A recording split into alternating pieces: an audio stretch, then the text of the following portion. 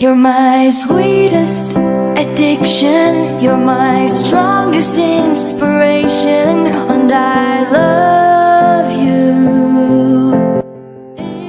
It's true.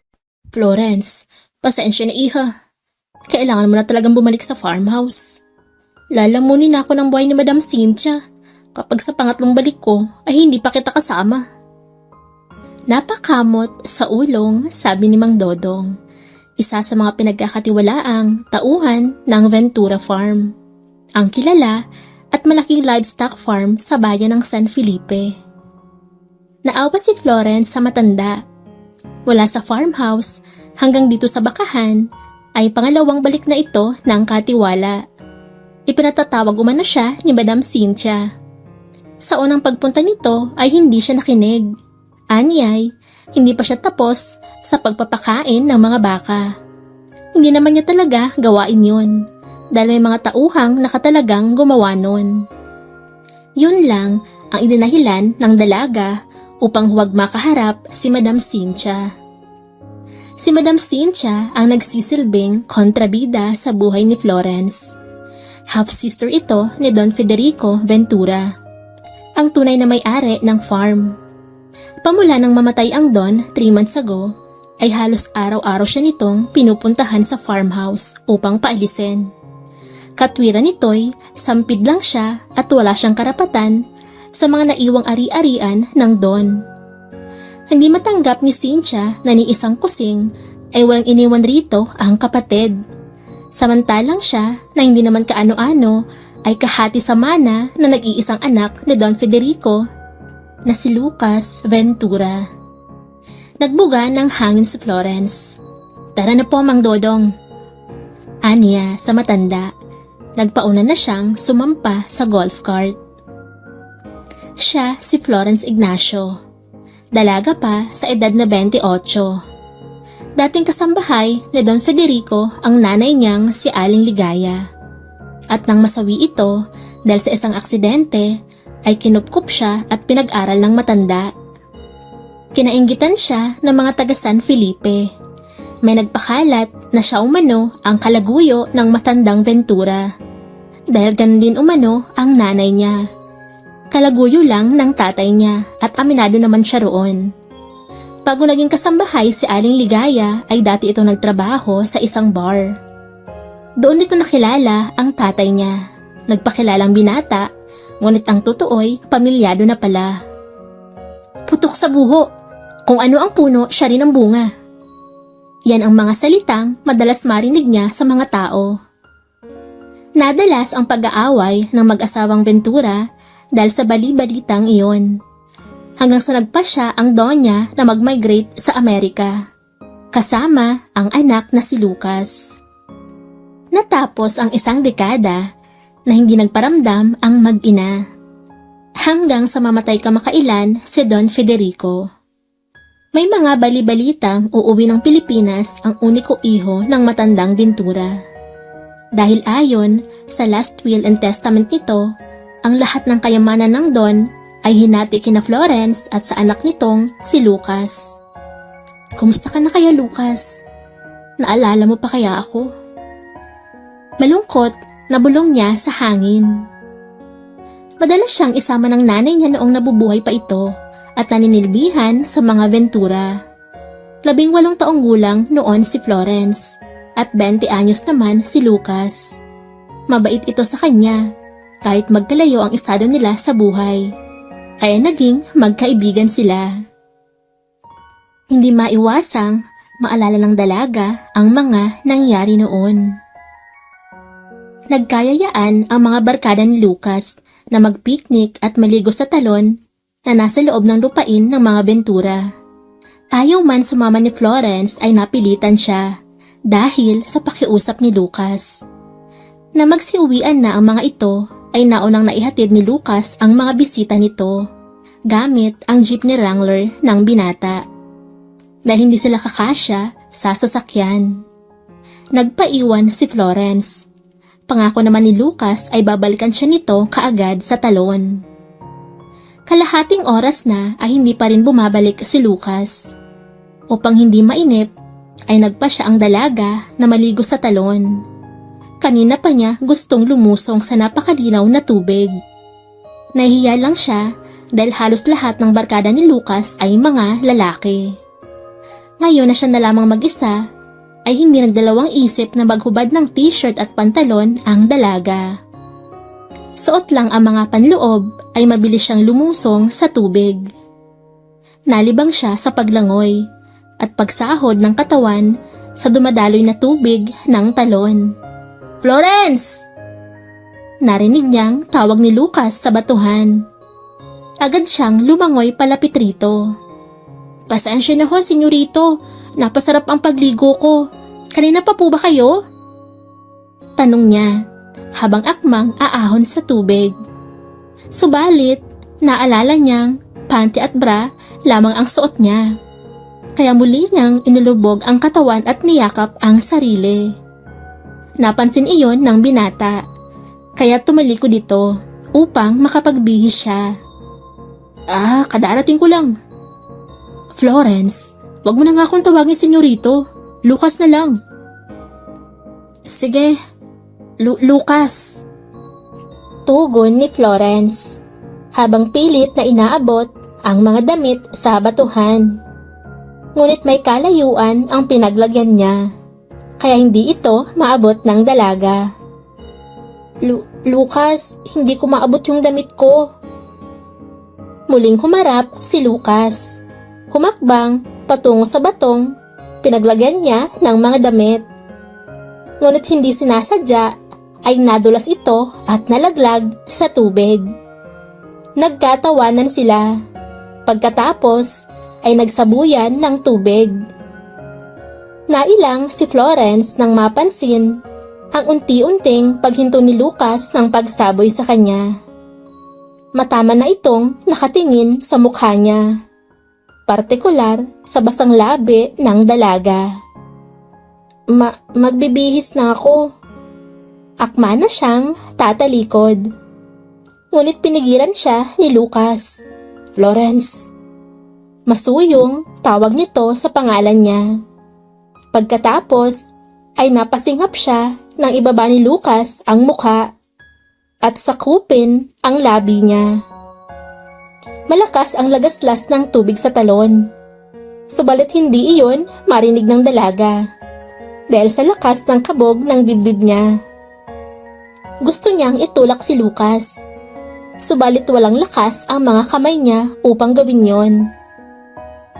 Dahil walang pagtutol na natanggap, naging pangahas ang binata.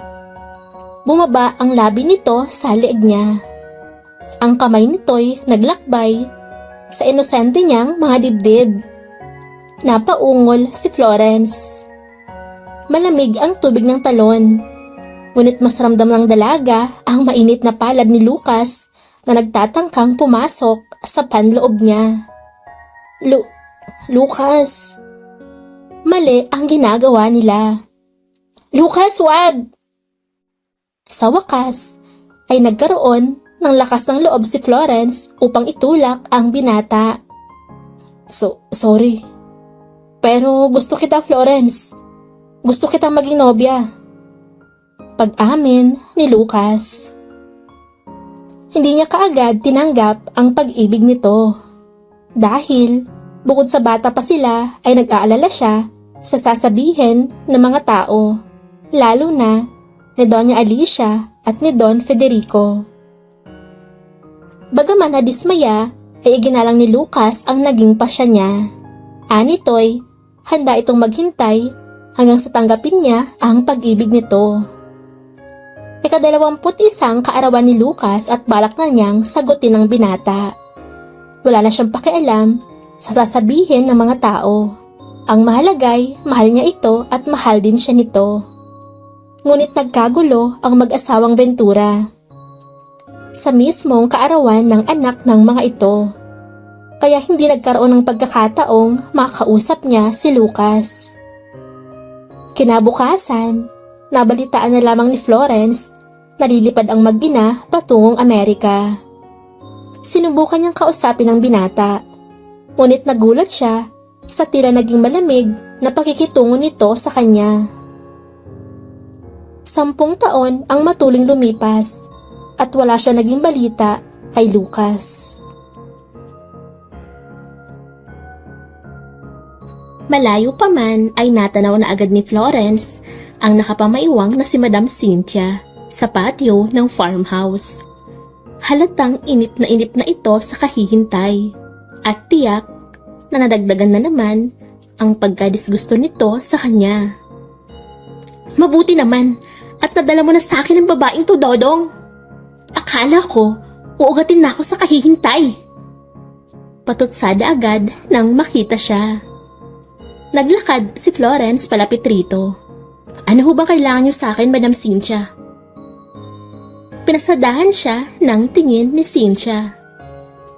Mula sa suot niyang itim na sleeveless spaghetti strap na pinatungan niya ng plaid shirt hanggang sa maiksing maong na short at sa bota niyang may mga putik. Hindi kailanman matatakpan ng ganda mo ang tunay na baho niyo, Florence. Nagkibit balikat lang siya sa sinabi nito. Sanay na ang dalaga sa talas ng dila ng bisita niya. Madam Cynthia, marami pa ho akong gagawin. Kung ano man ang kailangan nyo, kung maaari ay sabihin nyo na. Nasasayang ho ang oras ko. Ang totoo niyan, Florence, narito ako upang saksihan ang pag-alis mo ngayon dito sa farm. Dahil hindi ka na kailangan rito. May ngiting bruha na sambit ni Cynthia. Naiikot ni Florence ang mga mata. Gasgas na sa kanya ang mga litanya ngayon ng ginang. This time, seryoso ako, Florence. Anito, nang makitang tila baliwala lang sa kanya ang sinabi nito. Mommy, huwag mo namang ganyan ang magiging manugang mo. Wika ng parating na si Hector, ang nag-iisang anak ni Cynthia. Kung ang nanay nito ang kontrabida sa buhay niya, si Hector naman ang madalas sumira ng mga araw niya dahil sa masugid na panliligaw nito. Mahal, huwag na kayo mag-away ni Mommy. Wika ni Hector, nabasa na lamang nitong hinawakan ang kanang kamay niya. Pinandisikan niya ito ng mga mata at agad na tinanggal ang kamay sa kamay ni Hector. Binitawan naman ito ng lalaki. Subalit, inaakbay lang pala sa balikat niya. Hindi ko matatanggap ang babaeng yan bilang manugang Hector. Halos mag-collapse na kontra ni Cynthia. Habang si Florence ay napaismid. As if gusto naman niya ang anak nito. Sa hindi inaasahan, ay may tumikhim sa likuran nila. Tumahip ng malakas ang dibdib ni Florence nang makilala kung sino ito. Lucas, iho! Ang paborito kong pamangkin! Ang tagapagmana! Abot tenga ang ngiting wika ni Cynthia. Nilapitan ang matangkad na lalaking bagong dating. What's going on here? Seryosong tanong ni Lucas. Itinuon ang mga mata sa kamay ni Hector na nakaakbay kay Florence. Kaya naman, dahan-dahang ibinabae yon ni Hector. Tila ba ito nasugatan sa matalim na titig ni Lucas. After 10 long years, uli niyang nakita si Lucas Ventura. Walang nagbago sa itsura nito. Ito pa rin ang matangkad at makisig na lalaking hinangaan niya. Maliban sa nag-mature ito, higit na lumapad ang katawan at higit na gumwapo. Siguro naman, ngayong narito na ang tunay na may-ari ng farm, ay mawawala na ang kapal ng mukha mo, Florence. Hindi mo na siguro ibig pang manatili rito. Taas ang mga kilay na pangmamataas ni Cynthia. Ayon ho sa last will and testament ni Federico, kahati ako ng farm na ito.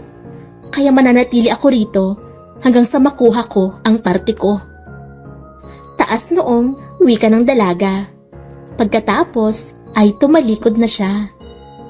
Kaya niyang tagalan ang pangmamata sa kanya ni Cynthia. Pero hindi ang puot na nakikita niya sa mga mata ni Lucas. Inabala ni Florence ang sarili upang gawing normal muli ang araw niya. Kahit ang totoo'y tila nagulo na ang isip niya sa pagbabalik ni Lucas. Hinding-hindi siya aalis ng farm kahit pa bumalik na ang nag-iisang anak ni Federico. Hindi dahil sa pamana ng Don, kundi dahil mahal niya ang farm. Dito na umikot ang mundo niya sa pool na makapagtapos siya ng kolehiyo. Ito ang naging ganti niya sa kabutihan sa kanya ng matandang Ventura. Maayos at matapat niyang minanage ang farm nito. Isa sa mga dahilan kaya iniisip ng mga tao na may relasyon sila ni Federico ay dahil tanging siya lang ang pinagkakatiwalaan nito. Sa pamamahala sa farm, sa pera, at nang magkasakit ito noon, si Florence din ang personal na nag-alaga sa matanda. Madilim na nang magbalik sa farmhouse si Florence. Siguro naman ay nakaalis na ang mga naging panauhin niya kanina na nagpasakit ng ulo niya. Tahimik na tahimik ang kabuuan ng farmhouse. Malaki din ito para sa katulad niyang mag-isa lang nakatira. Isa iyong one-story American-inspired farmhouse. Malawak ang porch. Kulay puti ang shiplap na mga dingding. 3 ang silid, 2 guest rooms at isang main bedroom. Ang interior design ay rustic ang estilo, kaya relaxing ang vibe. Pawang, mga natural materials, solid na mga kahoy at bato. Sa gilid nito ay may malaking swimming pool na nagsisilbing deck ng bahay. Sadyang ipinagawa iyon ni Federico para sa kanya. Hindi makatulog si Florence, kaya naman nagpasa siyang magtungo sa pool area. Naupo muna siya sa isang pool chair at nagsindi ng sigarilyo habang panakanakang nilalagok ang laman ng kupita ng alak na bitbit din niya. Nagdudulot ng pangamba sa kanya ang matinding puot na nakita niya sa mga mata ni Lucas. Kung tutuusin, ang sinasabing mamanahin niya kay Federico ay hindi naman siya interesado. Sa katunayan, ay kinausap niya ito tungkol sa bagay na yon noong nabubuhay pa, pero mapilit ang matanda. Matapos niyang ilagay sa ashtray ang upos ng sigarilyo, ay sa kanya tinungga ang huling lagok ng alak. Pagkatapos ay hinubad niya ang suot na roba. Saka siya lumusong sa malaking pool. Pinagod niya ang sarili sa parot-paritong paglangoy. Samantala, nakahawi ang kurtina ng glass wall ng inukupang silid ni Lucas. Mula roon ay nakatayo ang binata at matamang nakatingin sa babaeng nasa gilid ng pool. Panay ang hithitbugan nito ng hawak na sigarilyo, habang hawak ang isang kupita ng alak. Disappointed na napailing-iling si Lucas. Ngunit, nang maghubad ito ng roba at mapagmasdan niya ang katawan nito'y, inaamin niyang napahanga siya sa perpektong hubog ng katawan ng babae.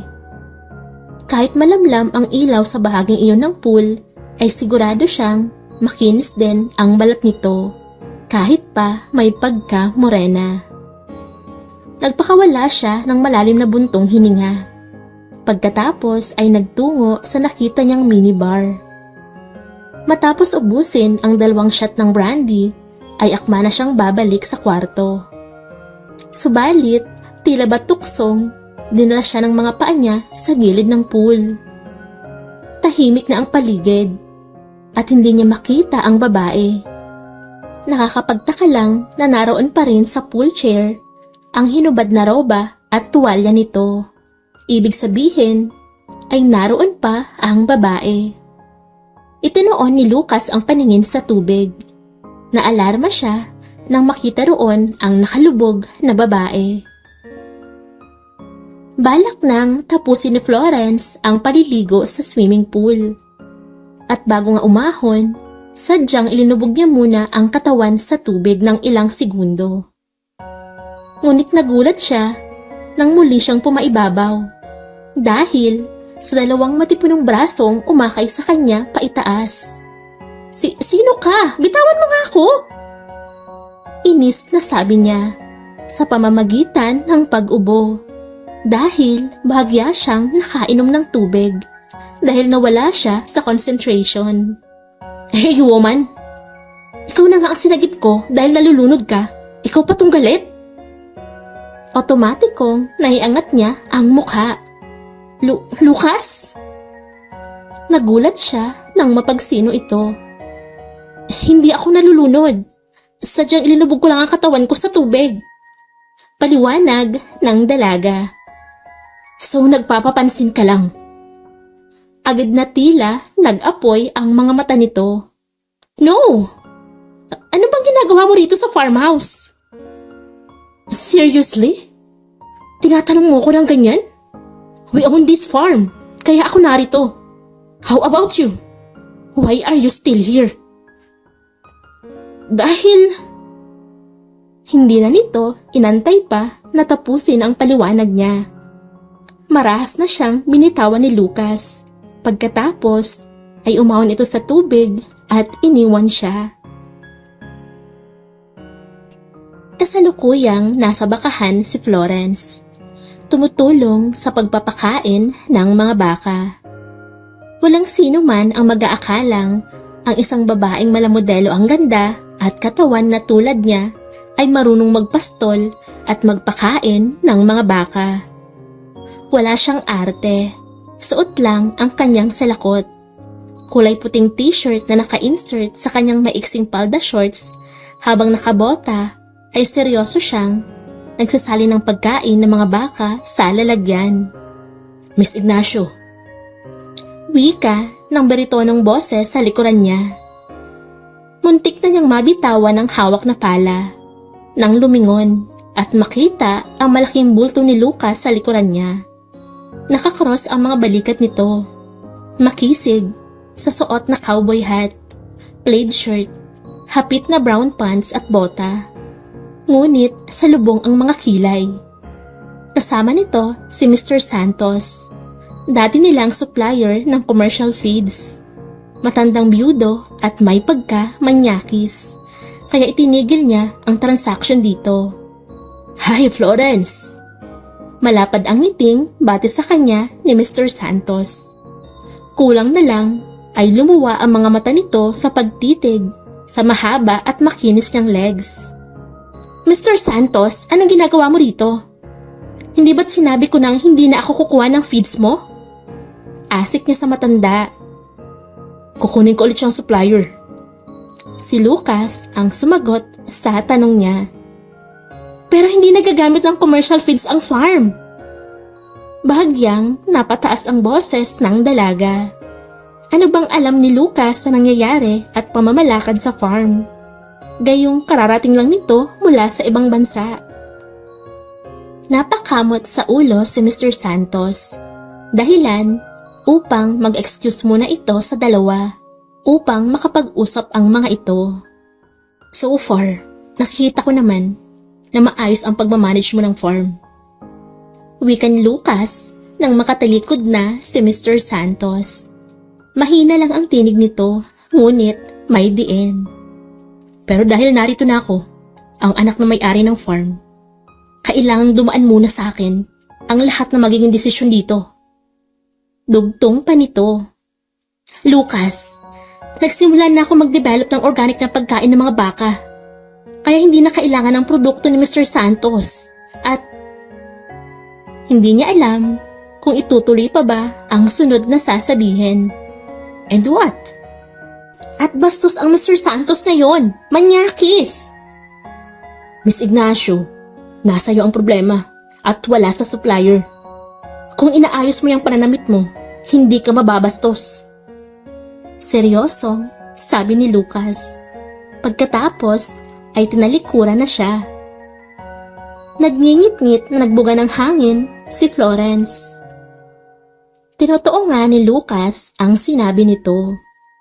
Muli nitong kinuha bilang supplier si Mr. Santos. Sa katunayan ng hapong iyon ay may dumating na deliver ng commercial feeds. Gumaganda talaga ang araw ko. Sa tuwing nasisilayan ko ang maganda mong mukha, Florence. Bungad agad sa kanya ni Mr. Santos nang pumasok ito sa opisina ng farm. Nasisira naman ang araw ko, Mr. Santos, kapag nakikita kita. Tungkol dyan sa mga dala nyo, si Lucas ang kausapin mo, huwag ako. Kaya makakalabas ka na ng opisina. Antayin mo na lang siya sa labas. Prangkang, sabi niya sa matanda. Akma na siyang tatayo sa kinauupoang swivel chair. Nang hawakan ng manyakis na matanda ang kamay niya. Florence naman, nagsusungit ka na naman. Wika nito. Dahil hindi siya nag-react sa pagkakahawak nito sa kamay niya, ay inakala nitong ayos lang sa kanya yon. Kaya nang umakyat ang kamay nito sa braso niya, ay nanggigigil na pinilipit niya ang kamay nito. Napaaray ang matanda. Siya namang pagbukas ng pinto ng opisina. Nakahanap ng kakampi si Mr. Santos. Kaya nang makita nito ang pumasok na si Lucas, ay akmang lalapit ito sa binata. Ngunit sa halip na makakuha ng simpatsya, ay isang malakas na suntok ang natamo nito. Putok ang nguso ng matanda. Makakaalis ka na, Mr. Santos. Isama mo na rin pabalik yung mga truck mo. Nagbabantang, sabi ni Lucas. Sa takot na makatikim ulit ito ng suntok, ay mabilis na kumilos si Mr. Santos upang lumabas ng opisina. Nang makalabas na ang matanda, ay hinarap siya ni Lucas. Nanliliit ang mga mata nito. I told you, manyakis ang matandang yon. Wika ng dalaga. Dahil nagbibigay ka ng motibo. Galit na sabi naman ni Lucas. Pagkatapos ay tinalikuran na naman siya. Pabalibag na isinara nito ang pinto ng opisina. Napangiwi si Florence nang makita si Hector sa living room ng farmhouse. Maggagabi na noon. Pagod siya dahil kauuwi niya lang mula sa bakahan. Kumusta na ang pinakamagandang babae ng San Felipe? Nakangising, bati nito sa kanya habang prenting nakaupo sa sofa. Bakit ka narito? Iritableng tanong ng dalaga. Florence, hindi naman lingid sa kaalaman mo na gusto kita, di ba? Tanggapin mo na kasi ang pag-ibig ko. Mas masarap akong magmahal kaysa kay Uncle Federico. Walang pakundangang, sabi ni Hector. Hector, umalis ka na habang kinikilala pa kitang pamangkin ni Federico. Asik niya sa lalaki. Bakit ba kapag nagagalit ka, lalo kang gumaganda? Lalo lang tuloy kitang nagugustuhan. Baliwala lang rito ang galit niya. Dinampot niya ang radyo at akmang tatawagan ang mga gwardya upang paalisin si Hector. Pagod siya sa buong maghapon sa bukid. Idagdag pa na lahat ng kilos niya'y binabantayan ni Lucas. Pagkatapos ay ginugol pa siya ni Hector. Wala itong pinagkaiba sa inang si Cynthia. Florence naman, huwag ka na magtawag na gwardya. Inagaw ng lalaki ang radyo sa kamay niya at akto siyang hahawakan sa braso. Hector, umalis ka na ngayon din. Kung ayaw mong ako mismo ang magkaladkad sa'yo palabas. Seryosong, banta ng kakapasok lang na si Lucas. Pinsan, binibiro ko lang naman si Florence. Tiklop na sabi ni Hector. Ibinalik sa lalagyan ang inagaw na radyo kay Florence. Bye, Florence! Pag-isipan mo yung offer ko. Makahulugan ang ngiting pahabol pa ni Hector. Salamat. Pasasalamat niya kay Lucas nang makaalis na si Hector. Hindi ko yung ginawa para sa'yo. Walang emosyong sabi ng binata ni hindi siya tinapunan ng tingin. Naglakad ito patungo sa bakanting kwarto, katabi ng mismong silid niya. Teka, dito ka pa mag-stay sa farmhouse? Naalarmang tanong ng dalaga. Hindi niya alam kung ano ang gagawin kapag nasa malapit lang ito. Paano pa kung makasama niya sa iisang bubong? May problema ba dun? Kunot noong nilingon siya ng supladong lalaki. Kasi gusto niyang sabihin, hindi siya sanay ng may kasama sa bahay. Hindi siya komportable, lalo na kung si Lucas ang makakasama niya. Nag-antay ito ng ilang segundo sa sagot niya, pero nang walang marinig na salita mula kay Florence, ay dire-diretso itong pumasok ng kwarto. Tapos nang maligo at makapagbihis si Florence nang magtungo sa kusina. Simpleng sprout salad lang ang ginawa niya para sa kanyang dinner. Paharap na siya noon sa dining table. Siya namang paglitaw ni Lucas sa harapan niya. Muntik na niyang mabitawan ang hawak na bowl ng salad dahil sa gulat. Nakahubad-baro lang ang binata. Suot ang kulay abong pajama. Ilang segundo rin silang nagkatinginan. Maya-mayay, napansin niyang bumaba ang paningin ni Lucas sa dibdib niya. Doon niya naalalang wala siyang suot na bra at hindi niya naisuot ang roba. Kaya bakat sa suot niyang puti at manipis na sando ang malulusog na mga dibdib. Maging ang guhit sa pagitan ng hita niya ay bakat rin dahil sa itim na cycling na suot niya. Kung bakit ba naman nakalimutan ni Florence, may kasama na nga pala siya sa farmhouse. Magdi-dinner ka na rin ba? Tanong niyang agad na tumalikod at ipinatong ang pagkain sa lamesa. That's your treat. Ang ibandera ang kataban mo. Para mang-akit ng mga lalaki. Ganyan din ba ang ginawa mo kay Papa? Sarkastikong tanong ni Lucas. Sanay na siyang binibigyang mali siya ng mga tao ang pagiging malapit niya kay Don Federico. Pero bakit ang bigat pala sa dibdib kapag sa mismong bibig ito ni Lucas nagmula? No! Hindi ko sinasadyang hindi suotin ang roba ko. Tsaka nawala sa isip kong narito ka sa farmhouse. Paliwanag ng dalaga. Wala ka bang napipisil ka na Mr. Santos at Hector? Kaya ako ang puntirya mo? Patuloy ito sa pagiging sarkastiko habang nanatiling nakatayo sa likuran niya. Hindi totoo yan, Lucas! Nagpantig ang tenga ng dalaga. Kaya naman muli siyang napaharap dito. At ano ang totoo? Humakbang si Lucas palapit sa kanya. Nagpanik si Florence. Is this what you really want? Hindi niya inaasahan ang sunod na ginawa ng lalaki. Mabilis nitong hinapit ang bewang niya palapit dito at saka kinabig ang batok niya. Napasinghap siya nang sakupin nito ang mga labi niya. Agresibo ang mga halik ni Lucas. Nasasaktan si Florence, higit ang puso niya. Kaya buong lakas niyang itinulak ang lalaki. Walang sino man sa inyong makakahigit kay Federico. Kaya matapat ako sa kanya. Pinatigas niya ang tinig. Pero ang totoo'y gusto nang bumigay ng mga tuhod niya. Nanlilisik ang mga matang tinitigan siya ni Lucas. Pagkatapos ay nagulat siya nang malakas nitong suntukin ang lamesa. Nasapon na lamang ni Florence ang dibdib ng iwan nito. Nakamasid si Florence sa mga tauhang abala sa pag-harvest ng mais.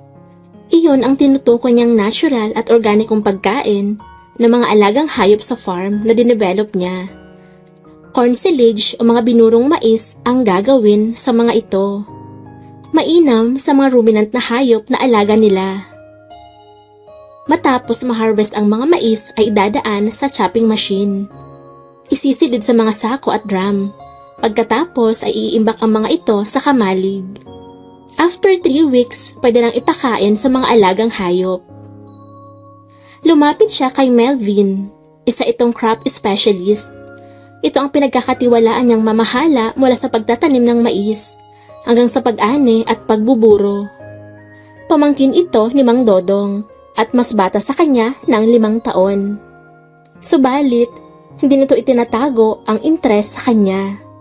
Sinusuri ni Melvin ang mga na-chop na mais na nakasilid sa isang drum. Maganda ang quality ng mga mais ngayon. Wika nito nang makalapit siya. Mabuti kung ganon. Marami na bang naimbak? Tanong ni Florence. Oo, marami na rin. Bago magdapit hapon, tapos na nila yan.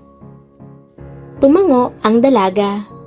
Gamit ang kanang kamay, dumampot rin siya ng na-chop na mais at sinuri ang mga iyon. Totoong maganda ang kalidad ng mga mais ngayon. Sa pangalawang pagdampot, naramdaman ni Florence ang pagkirot ng palad dahil may kung anong bagay ang nakasugat sa kanya. Iniangat niya ang dumudugong kamay. Bukod sa mga pira-pirasong tangkay ng mais na kumapit sa kamay niya, kasama nun ang kapirasong matalim na blade ng chopping machine. Kaya siya nasugatan. May sugat ka. Nag-aalalang, hinawakan ni Melvin ang kamay niya. May kapiraso ng blade sa isa sa mga pinaglagyan ng mais. Posibleng meron din ng iba. Sabi niya kay Melvin. Napakamot ito sa ulo. Ngunit nanatiling hawak ang kamay niya. Pasensya na, ipapatigil ko kaagad ang paggamit ng chopping machine at ipapasuri isa-isa ang mga naimbak. Dapat lang! Dahil posibleng makain niya ng mga hayop. Sabay silang napalingon ni Melvin sa matigas na tinig na nagmula sa kanilang likuran. Si Lucas, madilim ang mukha nito at nakasentro ang mga mata sa kamay niyang hawak ni Melvin. Ipatigil mo muna ang paggamit ng mga chopping machine. Binawi niya ang kamay kay Melvin. Paano yung kamay mo? Nag-aalala pa rin tanong ng lalaki. Wala to, mababaw lang naman ang sugat. Sagot niya. Matapos magpaalam ni Melvin sa dalawa ay tumalikod na ito. Habi mo ba talaga ang mangolekta ng mga lalaki? Sarkastikong tanong sa kanya ni Lucas. Sa lubong ang mga kilay na hinarap niya ang mapanghusgang lalaki. Lucas, parang kapatid ko na si Melvin at bata pa yun. Depensa niya. Exactly. Dahil nagsawa ka na sa matatanda, mas bata naman ngayon ang gusto mo. Parang sasabog ang dibdib niya sa sinabi nito. Ngunit sa halip na depensahan ng sarili, ay nanlumong, napatingin na lamang siya sa nag-aapoy na mga mata ng lalaki. Umiling-iling lang si Lucas. Pagkatapos ay iniwan siya. Mang Carding, kumusta na po si Maricar? Tanong ni Florence sa tauhang nagbabantay ng manganganak na baka. Mang Florence, nagli-labor na. Tumango ang dalaga at tiningnan ang inahin. Sinipat ang katawan nito. Anumang sandali ay manganak na nga si Maricar. Natural na paraan lang ang ginagawa nila sa farm kapag may nanganganak na baka. Kusang umiiri lang ang mga inahin at mabilis nang lalabas ang anak ng mga ito. Lalo na si Maricar, pangatlong anak na iyon ng inahin. Ngunit ng araw na iyon ay tila bahirap si Maricar na ilabas ang anak nito. Dahil 2 oras nang nakasungaw lang ang paa ng calf sa puwerta nito. Napalingon si Florence sa parating na golf cart. Isang lalaki ang nagmamaneho nito, sakay si Lucas at katabi ang isang magandang babae. Balot ang katawan nito ng suot na overall. Alam niyang hindi dapat pero nakaramdam siya ng paninibugho. Hi, you must be Florence? Agad itong lumapit sa kanya nang makababa ng golf cart. Tumango si Florence. Hi, I'm Eliza. Isa akong veterinarian. Tinawagan ako ni Lucas para matulungan kayo sa pagpapaanak ng baka. Pakilala nito. Vet? Nagtatakang napatingin siya kay Lucas na noon ay tahimik lang na bumaba sa golf cart. Habang ang isa pang lalaki na tila assistant ni Eliza ay binaba naman ang pull calf equipment. Pero kayang mga anak ni Maricar in natural way. Kapag ginalaw siya, habang inilalabas ang anak niya ay baka maging agresibo. Katwiran ni Florence. Look, Miss Ignacio, hirap nang ilabas ng inahin yung anak niya. Aantayin pa ba nating mamatay yung calf sa loob ng tiyan ng inahin? Nakasimangot na wika ni Lucas. Walang nagawa si Florence, kundi ang mapabuntong hininga.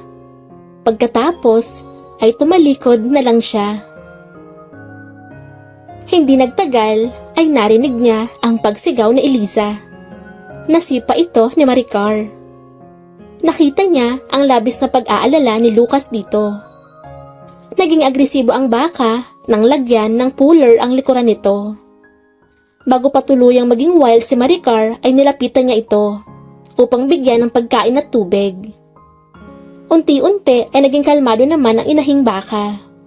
Ilang sandali pa'y matagumpay na nitong nailabas ang bisirong baka. Sa porch ng farmhouse ay naroon sina Lucas at Elisa. Kasalukuyang ginagamot ni Lucas ang naging sugat ng babae sa binti nito dahil sa pagkakasipa ni Maricar. Kung titingnan ay para bang may relasyon ang dalawa dahil sweet ang mga ito sa isa't isa. Oh, hi Florence! Hindi ko napaghandaan si Maricar. Masyado palang matapang ang bakang yon. Nasugatan tuloy ang binti ko. Mabuti na lang at magaling maglapat ng first aid si Lucas. Maarteng sabi sa kanya ni Elisa. Habang si Lucas ay hindi siya tiningnan. Oo, matapang talaga si Maricar.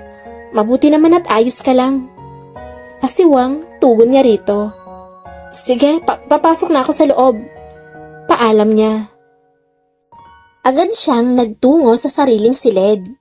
Pakiramdam ng dalaga ay naninikip ang dibdib niya. Ang pagbabaliwala sa kanya ni Lucas ay kaya niyang tanggapin. Pero ang makitang may kasama itong bang babae ay ikakadurog yata ng puso niya. Ano ba naman kasi ang inaasahan niya? Inaasahan ba niyang may natitira pang pagtingin sa kanya si Lucas? Kaya magpahanggang ngayon ay ito pa rin ang hinihintay niya? 8:00 ng gabi. Sunod-sunod na pagtawag ni Mang Dodong, sa labas ng farmhouse ang narinig ni Florence. Ibinalita nito ang nangyayaring sunog sa kamalig. Ano hong problema, Mang Dodong? Tanong ng parating na si Lucas.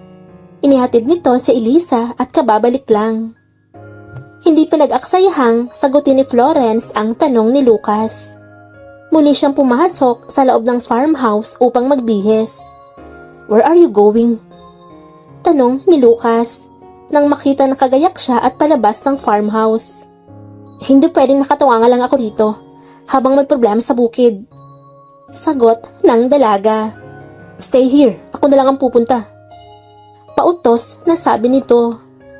Lucas, kaya ko ang sarili ko at mas kabisado ko ang pasikot-sikot sa farm.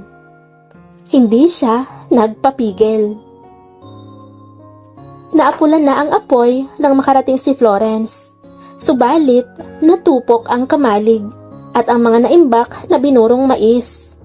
Nangamatay din ang ilang mga kambing, tupa at ilang mga baka. Inaalam na namin ang punot dulo ng nangyaring ito, Florence. Wika ni Mang Dodong. Tiyo, Florence, may nakita kaming 2 galon ng gasolina. Balita naman nang palapit sa kanilang si Melvin. Naikuyom ni Florence ang kamao. Tama nga ang kutob niya. Sinadya ang sunog. Sumusobra na si Cynthia. Para lang mapaalis siya sa farm, kailangan pa nitong gawin ang ganitong bagay. Ayos ka lang ba, iha? Nag-aalalang tanong ni Mang Dodong. Tumango ang dalaga. Huwag kang mag-alala, mag-iimbestiga pa rin kami. Saad pa ng matanda. Nagtungo si Florence sa kwadra upang i-check ang mga kabayo. Mabuti na lang at hindi nadamay ang mga ito. Pero kay bigat pa rin ng pakiramdam niya. Kung dati determinado siyang manatili sa farm kahit anong mangyari, ngayon tila pinanghihinaan na siya ng loob. Oras na ba para umalis na siya? Pero paano ang pangako niya kay Don Federico? Pumasok ang dalaga sa loob ng kwadra ng paborito niyang kabayo at naupo sa tambak ng mga dayami. Pinagdikit niya ang mga tuhod at nayakap yon. Pagkatapos ay isinubsob ang mukha at napahagulhol. Pakiramdam ni Florence ay mag-isa na lang siya at wala nang masasandalan. Si Lucas na tanging inspirasyon niya ay kinamumuhian rin siya. Ilang minuto rin si Florence sa ganong posisyon. Lingid sa kaalaman niya, ay may isang matangkad na lalaki ang nasa di kalayuan. Naghihirap ang kalooban nito na makita siya sa ganoong ayos. Nang may masmasan si Florence, ay nag-angat siya ng mukha at nagpunas ng mga luha. "It's time for you to leave the farm." Wika ng isang lalaking nakasandal sa pader ng kwadra. Nakakross ang mga balikat nito at blanco ang ekspresyon ng mukha. Lucas? Kanina pa ba naroon ang lalaki? Hindi mo na kayang panatilihing safe on farm. Dahil may taong nasa likod nito at gusto akong pabagsakin. Matigas ang tinig na sabi niya. Tumayo si Florence sa tambak ng dayami. Exactly. Then why are you still here? Nangangarap ka bang mapasayo ng buo ang farm? Sarkastiko ang tinig ng lalaki. Napangiti ng mapakla si Florence. Higit na bumibigat ang pakiramdam niya sa mga salita ni Lucas. Kung mapasa akin man ito ng buo, sa tingin ko, deserve ko naman yon. Tugon niya, akma nang iiwan si Lucas. Pero hinuli nito ang braso niya. Dahil babae ka ni Papa? Bitiwan mo ako, Lucas! Inagaw niya ang braso rito. Ngunit sa halip na bitawan siya, ang ginawa ng binata ay hinatak siya pasandal sa pader. At sa gulat niya'y marhat siyang siniil nito ng halik sa labi. Nagpaparusa ang mga halik ni Lucas at halos magdugo ang mga labi niya. Kaya buong lakas na itinulak niya ang lalaki. Subalit sa halip na tigilan siya, mas lalo itong naging determinado kung anuman ang gustong gawin. Dahil basta na lamang nitong hinila ang suot niyang short sleeve polo. Dahilan upang magkalasan ang mga botones at tumambad ang nag-uumapaw niyang dibdib sa suot na bra. Namumula ang mga mata ni Lucas. At muli siya nitong sinibasib ng halik sa mga labi. Pagkuwan ay bumba ang halik nito sa leeg niya. Wag! Impit na bulong ni Florence. Nang maramdaman ang mga labi ni Lucas patungo sa kaliwang dibdib niya. Habang ang mainit na palad nito ay hinahagod naman ang kanang dibdib niya. Pati ang nasa ituktok nito. Federico! Biglang namutawi sa bibig niya. Tila binuhusan ng malamig na tubig ang lalaki nang marinig ang pangalan ng ama. Unti-unti nitong itinigil ang ginagawa at dumistansya kay Florence. Sarkastikong napatawa ang binata at napailing-iling. Ako ang humahagod sa katawan mo, pero si Papa ang nasa isip mo? Hindi. Gusto niyang magpaliwanag, pero ano ba ang sasabihin niya? Hinubad ni Lucas ang suot na long sleeve at ibinato sa kanya. Get dressed! Wika nito. Pagkatapos ay tumalikod na. Nang makabalik si Florence sa farmhouse, agad siyang nagtungo sa pool area at nagsindi ng sigarilyo. Hindi siya mapakali. Bahagyang nawala sa isip niya ang nangyaring sunog sa bukid dahil inakupa iyon ng nangyari kanina sa kwadra. Bakit ba niya biglang nabanggit si Federico? Dahil naalala niyang bigla ang nangyari nang gabing nataugpuan itong patay sa mismong silid niya sa mansyon nito. Isang gabing malakas ang ulan. Dapat ay babalik siya dito sa farmhouse. Pero dahil masama ang panahon, ay hindi siya pinayagan ni Don Federico. Doon siya nagpalipas ng gabi sa mansyon nito dahil may sarili naman siyang kwarto roon. Patulog na noon si Florence na may kung sinong pumasok sa silid niya at tinangka siyang gahasain. Madilim ang silid niya kaya hindi niya nakilala kung sino ito. Hindi nagtagumpay ang sino bang nagbalak ng masama sa kanya dahil dumating si Don Federico at iniligtas siya. Nang mabuksan niya ang ilaw ng silid ay nakaalis na ang lalaking nagtangka ng masama habang si Federico ay nakahandusay sa sahig dahil inatake sa puso at agad na nasawi. Hanggang ngayon ay palaisipan pa rin sa kanya kung sino ang lalaking yun. Nang maubos niya ang isang stick ng sigarilyo, ilagay niya ang upo sa ashtray. Pagkuwan ay tinungga ang laman ng glass wine. Akto na siyang tatayo upang tanggalin ang suot na roba at lumusong sa pool. Ngunit may naunang lumusong sa kanya, si Lucas. Paraot parito itong lumangoy. Hindi niya alam kung tutuloy ba siya sa tubig o tatalikod at babalik na lang sa loob ng bahay. Sa huli, muli niyang ibinuhol ang roba at bumalik sa pool chair. Pagkatapos, nagsindi na naman siya ng sigarilyo. Aantayin niyang matapos itong maligo bago siya lulusong sa tubig. Dahil sa ibang bagay siya nakatingin, habang panay hit-hit buga ng sigarilyo, hindi napansin ni Florence na nakaahon na pala sa tubig si Lucas. At nagulat siya nang biglang agawin nito ang nangangalahati pa lang na stick ng sigarilyo sa kamay niya. Lucas! Napatingin siya sa lalaki. Masama ang sigarilyo sa katawan. Seryosong sabi nito. Pinatay ang sindi ng sigarilyo sa ashtray. Hindi pa ito nakakapagpatuyo ng katawan, kaya tumutulo ang basang buhok sa malalapad na dibdib. Pababa sa six-pack abs, sa mabalahibong puson at pinamulahan ng pisngi si Florence nang masentro ang paningin niya sa suot nitong itim na trunks na bumakat sa umuumbok nitong harapan. Tila may bumara sa lalamunan niya, kaya binalak niyang ubusin ang natirang alak sa baso. Subalit muli iyong inagaw ni Lucas at ito ang uminom. Huwag kang umaktong attracted ka sa akin, kung iba naman ang nasa isip mo. Makahulugang sabi nito. Pagkatapos ay naupo sa isang pool chair sa tabi niya.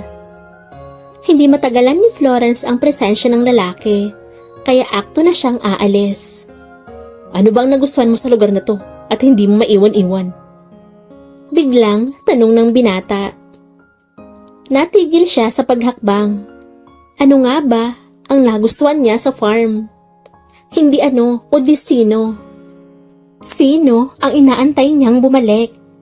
Kaya kahit pinagtatabuyan na siya ng kapatid ni Federico ay narito pa rin siya. Dahil inaantay niya ang pagbabalik ni Lucas. At ngayong bumalik na nga ito naman ang mismong gustong magpaalis sa kanya. Nangako ako kay Federico. Naisip niyang isagot habang nakatalikod sa kausap. Dahil kay Papa? Dahil sa pamana sa'yo ng Papa? Magkano ba ang gusto mo? At ibibigay ko na lang sa'yo. Umalis ka lang dito sa farm. Panunukat nito sa kanya. Ang farm ang gusto ko, Lucas. Florence! Matigas ang tinig ng lalaki na nakatayo na rin pala at mabilis na nakarating sa likuran niya. Hablot nito ang braso niya. Leave the farm. Pautos na sabi ni Lucas. Hindi Lucas, hindi ako aalis. Pilit niyang tinatanggal ang braso sa kamay nito. Ngunit mahigpit iyong hawak ng lalaki at halos bumaon na ang mga kuko nito sa balat niya. Lucas, nasasaktan ako! Nagpupumiglas ang dalaga. Dahil ilang hakbang lang ang layo nila sa tubig at nahampas niya ng kamay na iwinawasiwa si Lucas ay napaatas ito at nahulog sa pool nang kasama siya. Are you okay? Tanong ng lalaki nang ilitaw niya ang ulo sa tubig. Nag-aalala ba ito sa kanya? Tiningnan niya ng masama si Lucas. Pagkatapos ay tinabig niya ito at akto na siyang aahon sa pool. Ngunit pinigilan na naman ito ang braso niya. Lucas, kahit patayin mo pa ako, hindi ako aalis ng farm. Dito na ang nakasanayan kong buhay. Dito na. Pinutol ng mga halik ni Lucas ang gusto pa sanang sabihin ng dalaga. Kung kanina sa kwadray marahas at nagpaparusa ang mga halik nito, ngayon nanunuyo at nanunukso. Kaya naman, kusa na lamang kumawit ang mga kamay ni Florence sa batok nito at buong pusong tinugon ang mga halik ni Lucas. "Your lips is damn sweet." Bahagya nitong binitawan ang labi niya upang tanggalin ang basang roba ni Florence. Pagkatapos ay muling sinakop ang mga labi niya. Ramdam ni Florence ang halos umaapoy na katawan ni Lucas. I want you." Wika nito sa tenga niya. Tila mababaliw kung tatanggihan niya. Marahang tumango si Florence. Higit namang nanabik si Lucas at nag-init. Kinarga siya, paharap at marahang pinalo ang pang-upo niya. Hindi nagtagal, namalayan na lamang ni Florence na nakaahaw na sila sa pool. At mabilis nadala siya ni Lucas sa kwartong tinutuluyan nito. Nang gabing yun, walang pag-aalinlangang, ibinigay niya ang sarili sa lalaki. Mataas na ang sikat ng araw nang magising si Lucas kinabukasan. Kinapa niya si Florence sa tabi, ngunit wala na ito sa higaan. Napabalikwas siya ng bangon. Nasapo ang noo nang mapansin ang mantsa ng dugo sa bedsheet. Birhin pa si Florence nang makuha niya kagabi. Daig pa niya ang tinadyakan sa dibdib sa natuklasan. Patungo na sana siya sa banyo upang tingnan ng babae roon nang mapansin ang tray ng pagkain sa bedside table at ang iniwang note ni Florence. Anito'y nakapagluto na ng almusal niya at magtutungo sa kamalig. Naabutan ni Lucas na abala si Florence sa pagmando ng mga tauhan na nagtatayong muli ng nasunog na mga kamalig. Nakakaakit itong tingnan sa suot na puting sleeveless spaghetti strap na pinatungan ng overall jumper.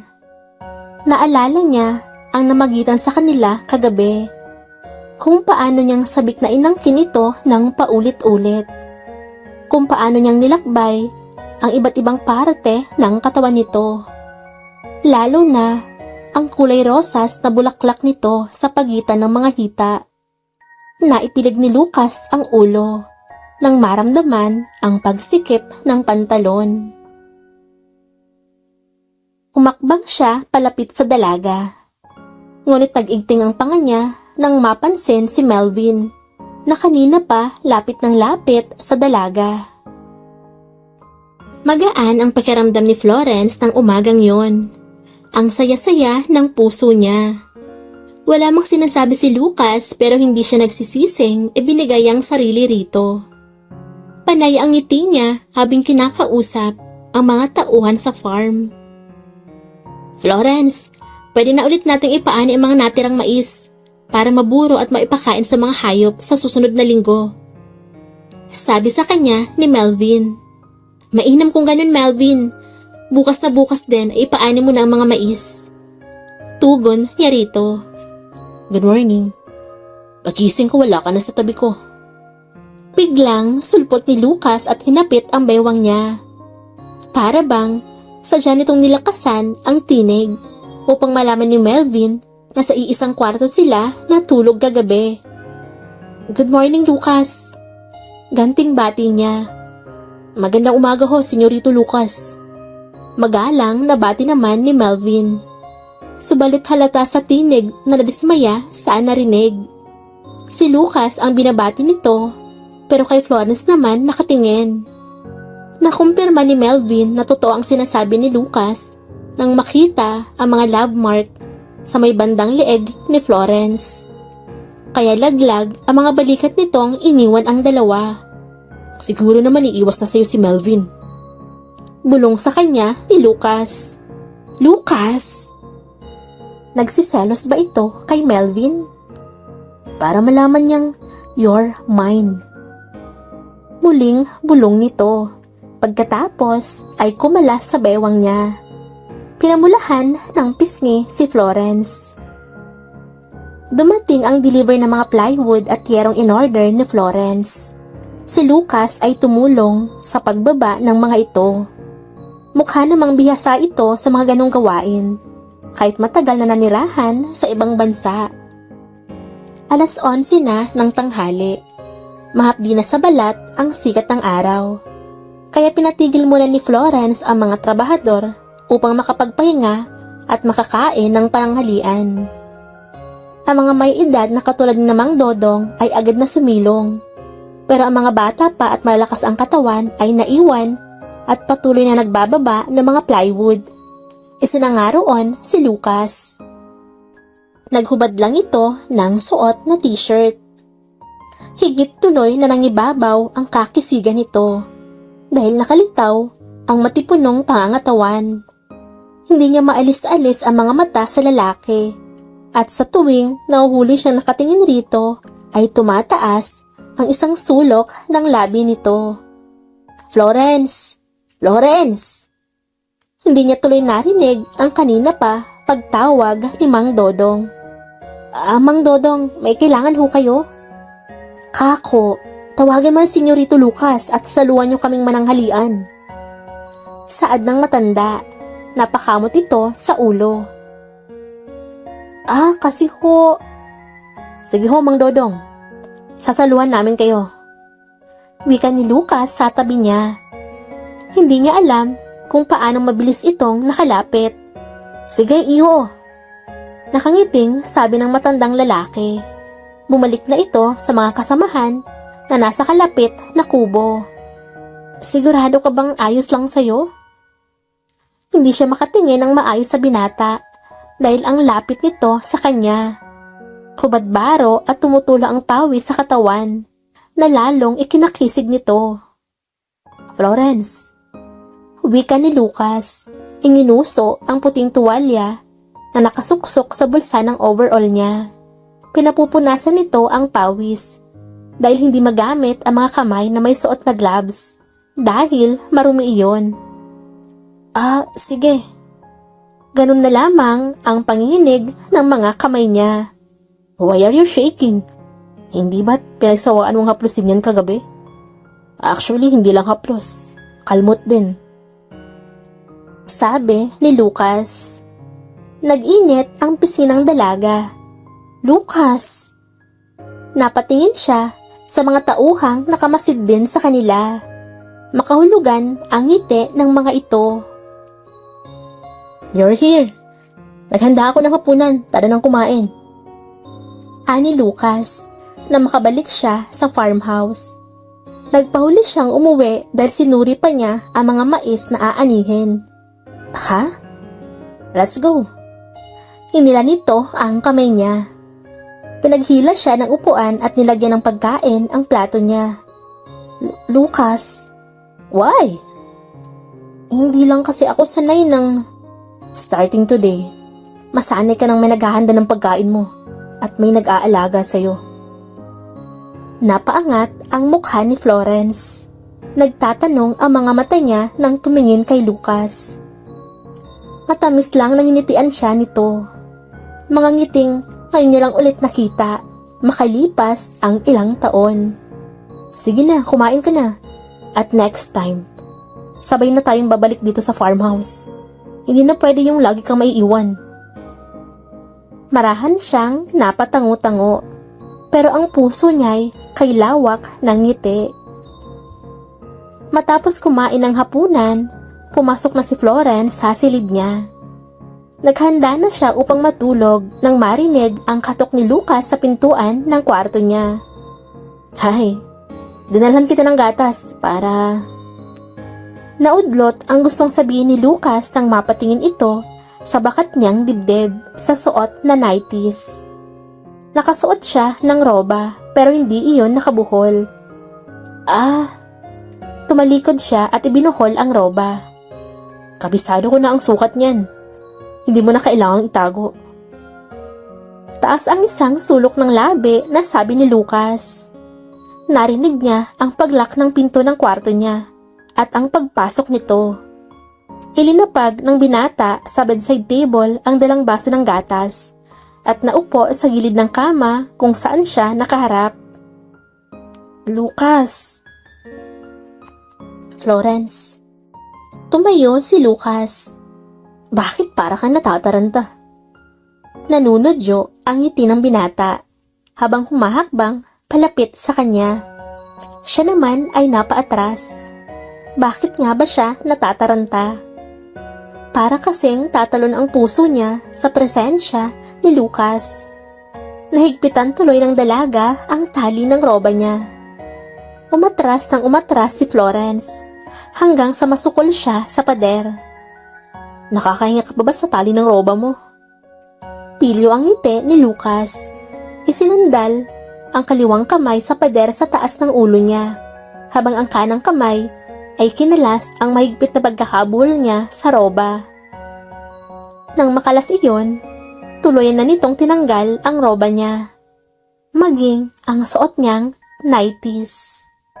Nakita niya ang sunod-sunod na paglunok ni Lucas. Hindi nagtagal, ibinaba nito ang mukha at sinakop ang labi niya. Para namang may sariling buhay na gumalaw ang mga kamay ni Florence payakap sa liig nito. Katulad kagabi, walang pag-aalinlangang ibinigay niya ang sarili kay Lucas. Wala na si Lucas sa tabi ni Florence nang magising siya kinabukasan. Bumangon ang dalaga at lumabas ng kwarto. Naabutan niya si Lucas sa living room. Kausap sina Madam Cynthia at si Elisa. Agad na sumimangot ang mukha ni Cynthia nang makita siya. Si Elisa naman ay sinadyang dumikit kay Lucas. Good morning. Nakangiting lumapit sa kanya si Lucas at hinawakan ang kamay niya. Good morning. Tugon niya. Sasamahan ko lang si Elisa sa bakahan. Ipapasuri ko yung mga bagong panganak na baka. Paliwanag ng binata. Tumango si Florence. Nakaramdam ng paninibugho. Paano yung lakad natin ngayon? Tanong niya rito. Kagabi nabanggit nitong gustong pumunta sa talon na pinagluluguan nila noon. Kaya ang usapan nila ngayong umaga ay pupunta roon. Mauna ka na doon, susunod na lang ako. Wika ni Lucas. Kinintala ng halik ang noo niya. Wala itong pakialam kahit pa nanlalaki ang mga mata ng dalawang babaeng bisita nila. Mabilis na nawala ang pagnitngit ng kalooban ni Florence dahil sa ginawa ni Lucas. Dahil wala na si Kuya Federico, si Lucas naman ang kinalantari mo. Agad na pahaging ni Cynthia nang makaalis na sina Lucas at Elisa. Hindi niya pinansin ang sinabi nito.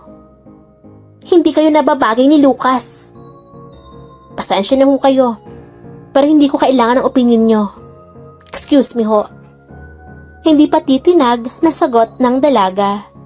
Naglakad na siya papasok muli sa silid niya. Naiwang, nagtatagis ang mga bagang ng ginang. May iniisip itong masamang plano laban kay Florence. Kanina ka pa? Naramdaman ni Florence ang mga braso ni Lucas sa bewang niya. Kagaya na pag-usapan nila kanina, naunang nga siyang nagtungo sa talon. Kadarating ko lang. Tinanggal niya ang mga braso nito sa bewang niya. Kumusta ang pagsuri ni Elisa sa mga baka? Maayos naman, malulusog ang mga cubs. Mabuti. Higit na gumanda ang lugar na to. Sambit ni Lucas. Iginala ang paningin sa paligid ng talon. Madalas ka pa rin bang pumarito? Tanong nito sa kanya. Oo. Sagot niyang hindi tumingin sa binata. Inabala ang sarili sa paglatag ng picnic mat. Naalala ko yung araw na binastid mo ko. Nakangiting sabi ng binata. Hindi kita... Doon siya lumingon kay Lucas. Pero yun din yung araw. Nauna ko natikman ang matamis na labi mo. Pilyong tura nito. Namula ang pisngi ni Florence. Kaya itinuon niyang muli ang paningin sa picnic mat. at inilabas ang mga dalang pagkain sa basket. Pakiramdam niya'y bumalik siya sa pagiging teenager, sa dalas ng pagbablash niya. Mamaya na yan, maligo na tayo. Yakag ni Lucas. Nagulat na lamang siya nang pag-angat ng muka ay makita ang nanunudyong ngiti nito at tanging itim na trunks na lang ang suot. Tatapusin ko muna. Mamaya na yan. Hinila ni Lucas ang kamay niya patayo. Napilitan siyang tumayo at magtanggal ng suot na malaking t-shirt at short. Isang pares ng itim na bikini na lang ang suot niya. Most perfect body I've ever seen. Bulalas ni Lucas, hinapit ang maliit niyang bewang. Mabilis niyang tinanggal ang kamay nito sa bewang niya. Maganda rin naman ang katawan ni Eliza. Taas ang mga kilay na sabi niya. Pagkatapos ay nagpauna na siyang lumusong sa tubig. You're jealous? Sinundan siya ni Lucas. Binilisan ni Florence ang paglangoy upang hindi siya maabutan nito. Hanggang sa makarating siya sa tubig na bumabagsak mula sa itaas. Nakangiti siyang iginala ang paningin. Ngunit wala si Lucas. Nakaramdam siya ng kaba. Lucas! Tawag niya sa lalaki. Subalit walang sumagot. Hanggang sa maramdaman niya ang dalawang matitipunong braso sa mga hita niya at ang pag-angat niya sa tubig. Atcha, sambit ni Lucas. Pinakaba mo ko. Marahan niya itong hinampas sa balikat. Tawa lang ang tinugon ng binata. Silosa ka kasi. Nanunuksong tura nito. Kinarga siya paharap at marahang kinampas ang petan niya. Babaero ka naman. Biro niya inirapan nito. That's not true. Tanggi ni Lucas. Akma siyang hahalikan sa labi. Subalit umiwas si Florence at tinanggal ang mga kamay ni Lucas sa mga hita niya. Pagkatapos ay natatawang lumangoy palayo kay Lucas. Habulin mo muna ako. Lagot ka sa akin kapag naabutan kita. Malambing na banta ng binata. Nahiling ni Florence na sana'y hindi na matapos pa ang mga araw na kasama niya si Lucas. Dahil iyon ang pinakamasasayang araw sa buhay niya. Wala mang sinasabi si Lucas tungkol sa estado ng relasyon nila, ramdam naman niyang totoo ang mga ipinapakita nito. Kung sana'y isang araw, magtapat ulit ito sa kanya ng nararamdaman at alokin siya ng kasal, wala na siguro siyang maihiling pa sa buhay. Florence, will you marry me? Napatigil si Florence sa pagkagat sa kinakaing mansanas nang marinig ang tanong nito. Tapos na sila noong maligo sa talon, nakapagbihis na at parehong nakaupo sa picnic mat. Anong sinabi mo, Lucas? Ang lakas ng kabog ng dibdib niya. Ito na ba yung hinihiling niya? Ang magtapat ng naramdaman si Lucas at alokin siya ng kasal. Will you marry me? Nakausap po si Attorney Francisco. Isa sa kahilingan ni Papa ang maging mag-asawa tayo. Gusto kong tuparin yun. Paliwanag ni Lucas. Inaalok siya nito ng kasal dahil sa kahilingan ng ama, hindi dahil mahal siya. Dismayadong napatango si Florence. Pumapayag ka ba? Masiglang tanong naman ni Lucas. Pag-iisipan ko muna, Lucas. Pakiramdam niya'y pumait ang lasa ng kinakaing mansanas. Hindi siya sigurado pero tama bang lungkot ang nabasa niya sa mga mata ni Lucas nang sabihin niyang pag-iisipan pa ang inaalok nito? Kapansin-pansin ang pagiging tahimik nito nang pauwi na sila sa farmhouse. Pagbalik nila sa farmhouse ay naroon ang mag-inang Cynthia at Hector. Mistulang kontrabida sa mga pelikula ang ngiti ng mga ito. Mabuti naman at narito na kayo, Lucas. Salubong ni Cynthia sa dalawa. May problema ho ba, Tita Cynthia? Tanong ni Lucas. Meron pamangkin. Kaya putulin mo na kung anumang relasyon ang meron ka sa babaeng yan. Dahil mamamatay tao yan. Bintang ni Cynthia. What do you mean? Tanong muli ni Lucas. Hindi totoong namatay si Kuya Federico sa atake sa puso. At hindi rin totoong may pumasok na estranghero sa silid ni Florence sa mansyon. Dahil ang totoo, si Florence ang pumatay sa papa mo, Lucas. Tila siguradong sigurado si Cynthia sa sinasabi nito. Hindi totoo yan! Kontra ni Florence. Narito ang ebidensya. Ilinapag ni Cynthia ang hawak na brown envelope sa lamesa. Dinampot iyon ni Florence at binuksan. Fingerprints mo ang nakuha sa isang figurine na ginamit na pamalo sa ulo ni Kuya Federico. Muling saad ni Cynthia. Peke ang mga ito, Madam Cynthia. Hindi ko magagawa ang binibintang mo. Para ko ng ama si Federico. Giit ni Florence. Napalingon siya kay Lucas. Hindi niya nababasa ang emosyon sa mga mata nito. Pero alam niyang galit si Lucas. Dahil nag-iigting ang mga panga at kuyom ang mga kamao. Lucas, malinis ang konsensya ko. Gustong gumaralgal ng tinig niya. Naniniwala ba itong kaya niyang patayin ang ama nito? May pupuntahan lang ako, Florence. Malamig na sagot ni Lucas at aktong aalis na. Saan ka pupunta? Anong oras ka makakauwi? Tanong ni Florence. Hindi ako sigurado. Pero wag mo na akong antayin. Baka hindi rin kasi ako makauwi ngayong gabi. Seryosong sabi nito.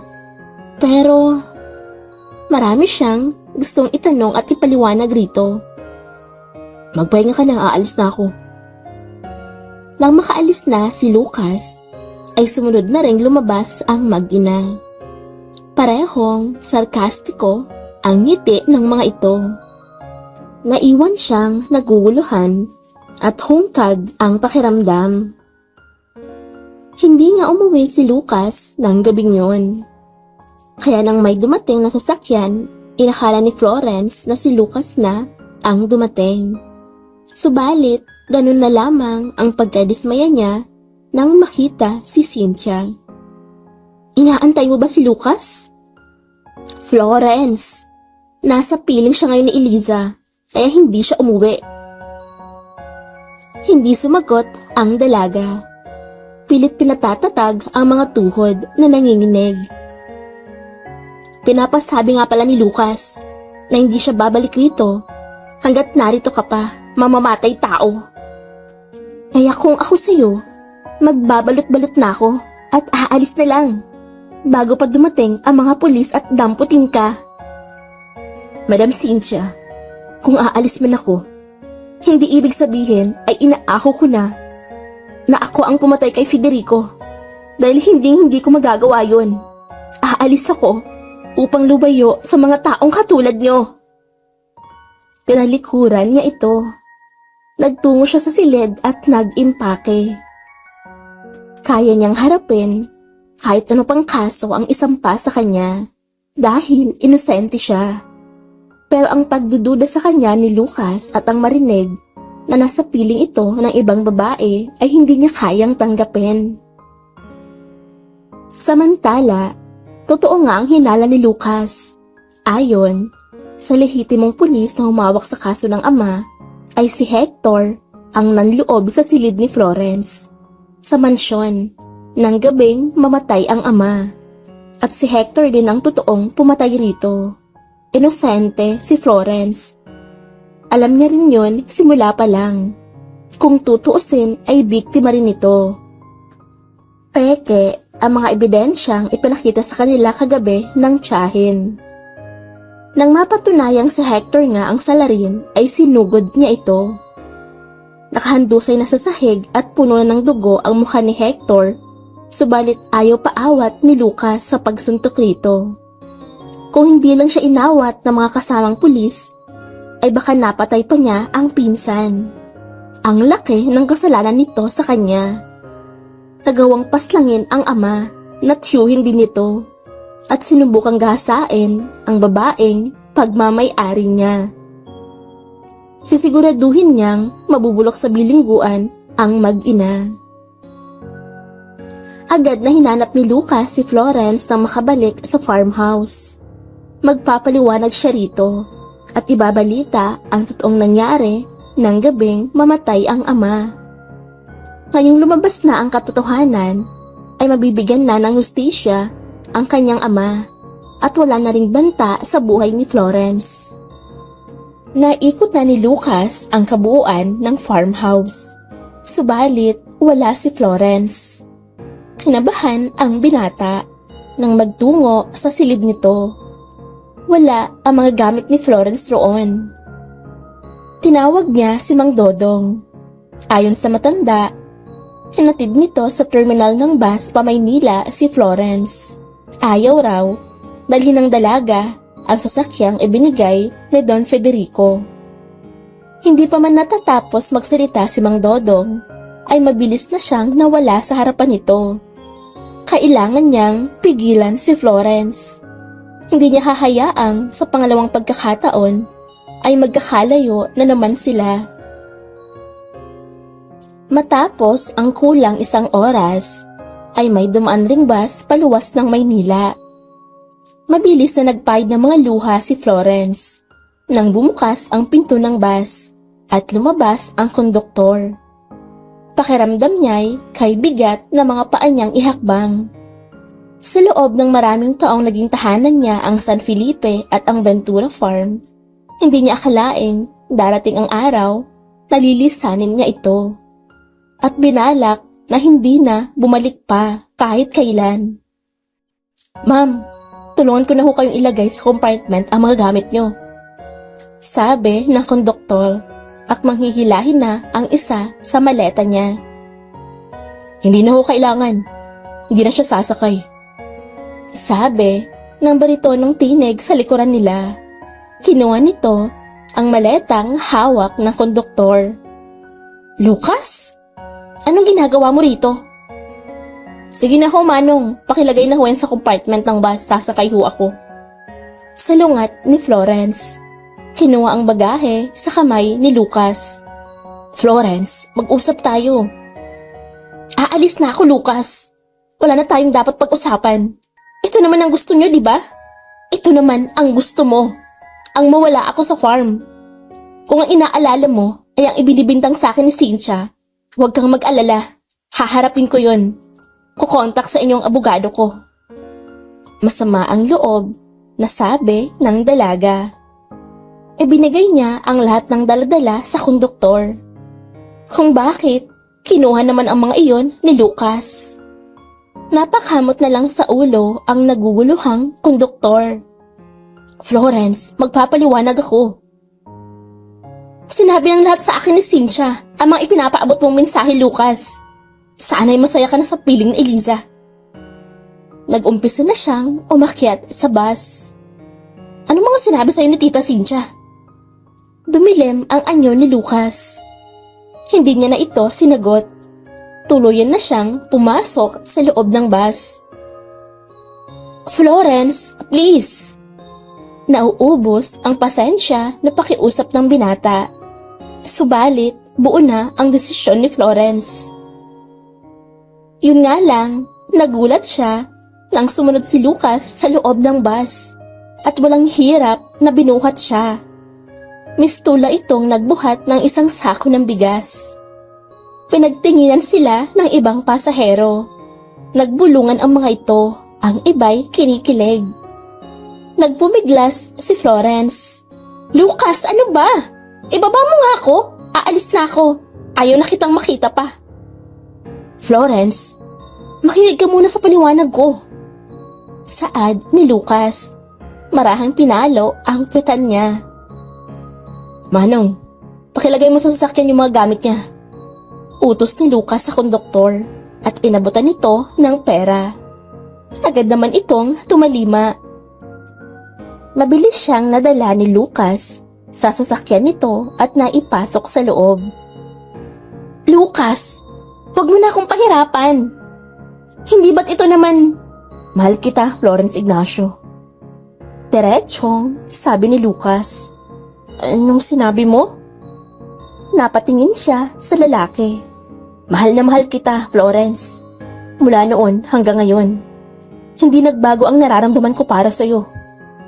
Pag-amin ng lalaki, sinalubong ang mga mata niya. Pakiramdam ni Florence ay may mga dagang nagsitakbuhan sa dibdib niya. Pero, hindi ba't namumuhay ka sa akin? Dahil iniisip mong babae ako ng papa mo. Kaya gustong gusto mo kong paalisin sa farm? Dahil may banta sa buhay mo, Florence. That's the only way I know to protect you. Mas naghihirap ang kalooban ko kapag nakikita kang pinahihirapan ni Tita Cynthia. Huminga ng malalim si Lucas. Yes, I admit. Inisip kong babae ka ni Papa. At yun ang pagkakamali ko. Pero naging babae ka man ni Papa o hindi, gusto pa rin kita, Florence. Lucas, para ko na lang ama si Don Federico. I know, and I'm really sorry. Kailan mo pa nalaman na hindi totoo ang balitang babae ako ng papa mo? The first night that something happened to us. Namula ang pisngi ni Florence. Umiwas siya ng tingin. Hindi ka nagtitiwala sa akin, Lucas. Mabilis ka nga lang maniwala sa sinabi ng tiyahin mo na ako ang pumatay sa papa mo. Kaya hindi ka bumalik ng farm kagabi. At sa kandungan ka ni Elisa natulog. Hindi sumagot si Lucas. Tumawa lang ito. Anong nakakatawa, Lucas? Naiinis na tanong ng dalaga. Nagsiselos ang mahal ko. Akma nitong hahawakan ang kamay niya. Subalit, ilinayo niya iyon. Ang kasama ko kagabi ay ang mga kontak kong pulis. Nag-iimbestiga sa pagkamatay ni Papa. Si Hector ang pumatay kay Papa.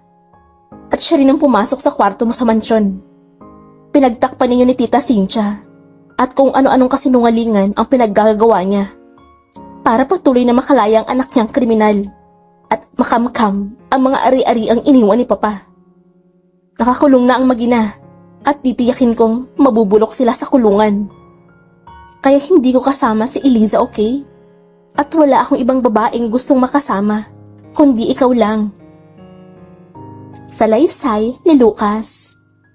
May kutob na siya na ang mag-ina nga ang nasa likod ng nangyari sa matandang Ventura. Pero hindi pa rin niya lubos maisip na magagawa iyon ng sariling pamangkin. Hindi ka pa rin ba naniniwalang mahal kita, Florence? Ha? Actually, kanina pa siya napaniwala nito. Sadyang gusto niya lang na ulit-ulitin iyon ng lalaki. Inalok na nga kita ng kasal para mapatunayan kong seryoso ako sa'yo. Hindi ba sabi mo, inalok mo ako ng kasal dahil yun ang kahilingan ng papa mo? Sinabi ko lang yun para pumayag kang makasal sa akin. Natatakot kasi akong baka tanggihan mo na naman ang pag-ibig ko, katulad ng ginawa mo sa akin noon. Pero ganun pa rin pala magiging response mo. Malungkot ang tinig ni Lucas. Kaya pala, hindi na ito makausap nang bumalik sila sa farmhouse kahapon. So ano nga ang totoong dahilan? Kaya gusto mo akong pakasalan? Pangudyok ng dalaga. Dahil pangarap ko yun, Florence, noon pa man. Ang maging asawa ka. Ang makasama ka habang buhay. Huwag kang mag-alala. Bibigyan kita ng sapat na panahon para pag-isipan ang bagay na yon. Pakiusap lang. Hayaan mo sana na nasa tabi mo ko at inaalagaan ka. Hindi ko kasi alam. Kinabig niya ang kwelyo ng suot nitong polo shirt at hinalakan nito sa labi. Nanlalaki naman ang mga mata ni Lucas sa ginawa niya. Yes, I do. Lucas Ventura, I will marry you. Mahal din kita noon pa man. Nakangiting pag-amin niya nang bitawan ang labi nito. Nagliwanag ang mukha ni Lucas. Para bang gusto nitong tumalon o mapasigaw sa tuwa. Mahal na mahal kita, Florence. Mahal na mahal din kita, Lucas. Makalipas ang isang buwan, idinaos ang grand wedding ni na Lucas at Florence. Umuwi ng Pilipinas si Doña Alicia upang saksihan ang kasal ng dalawa.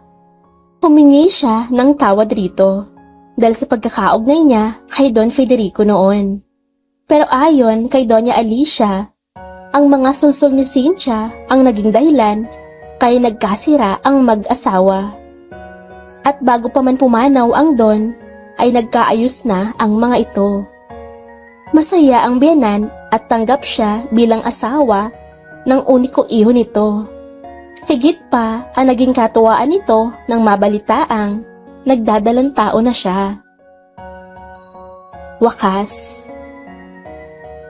Sana po'y naibigan nyo ang kwentong pag-ibig ni na Florence at Lucas. Muli nyo rin po sana akong samahan sa marami pang kwentong pag-ibig mula sa puso.